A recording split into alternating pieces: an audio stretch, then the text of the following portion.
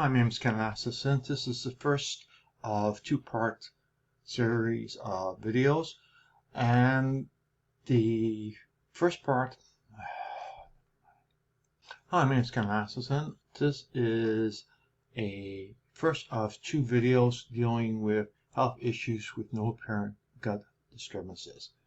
And as you can see by the page, it goes on. Tells you how to find things, models things, and then comes to the next step. And next step is getting a microbiome sample done. That I will show in part 2.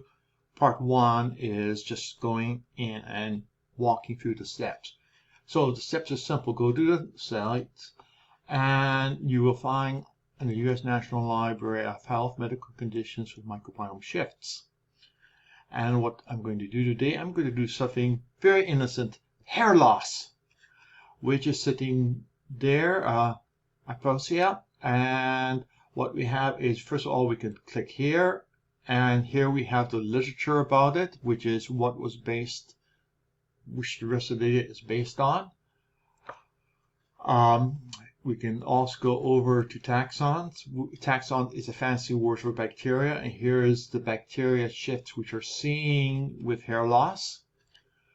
And in theory, what we want to do is correct. If the shift says high, we want to reduce it. If the shift says low, we want to bring it up.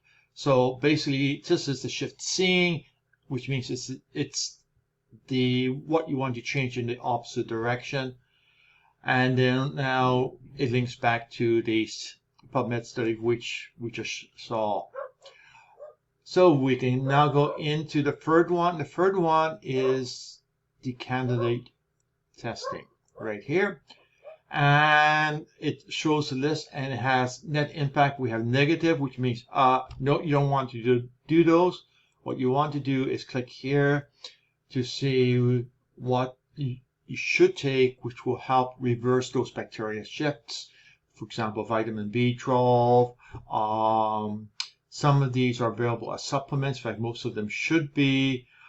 Melatonin is somewhat NAC, resistance, etc.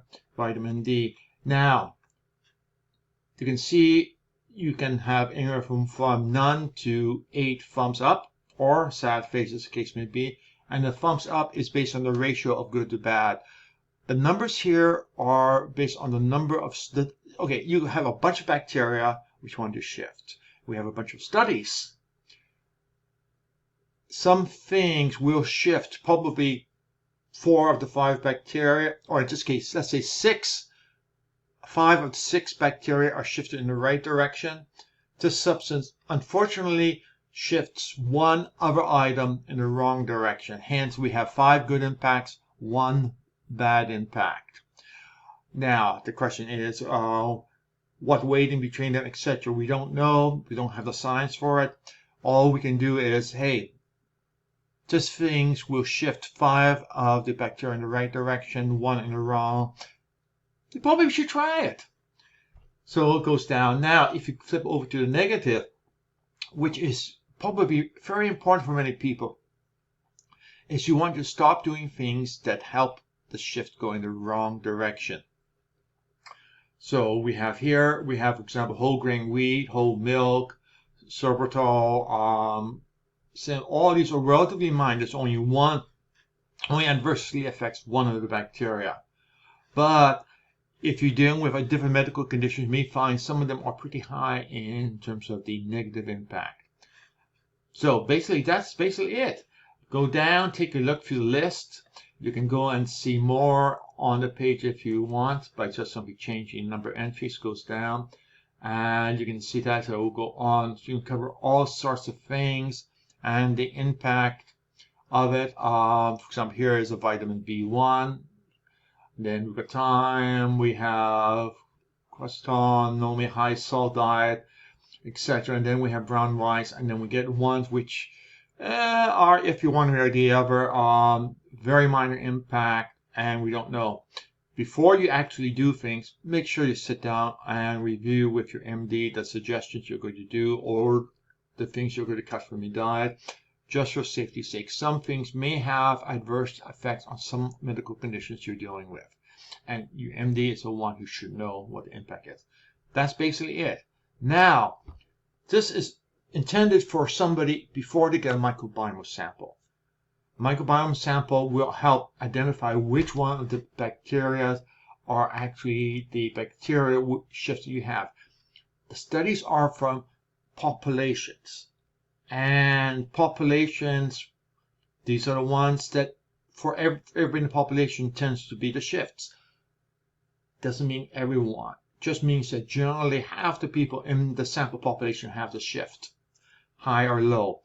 And that is not an ideal situation. If you actually get testing for it, well, we can go over here, and if you click test ranking, you can go and see which labs will be able to tell you more information as to which bacteria you do or you do not have. And we have the labs there, and we have information up here on to labs, and each one of these links, for example, bottom side, will take you, fingers crossed,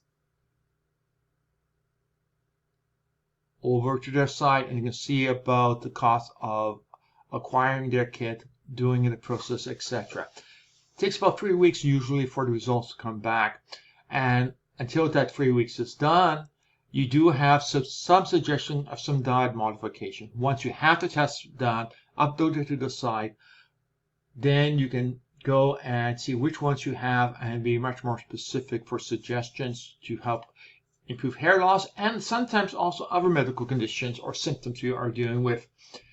Frequently they are interconnected. That's it. That's a quick and dirty on how to look up anything. Again, this is something which is relatively minor, but the same process for everything.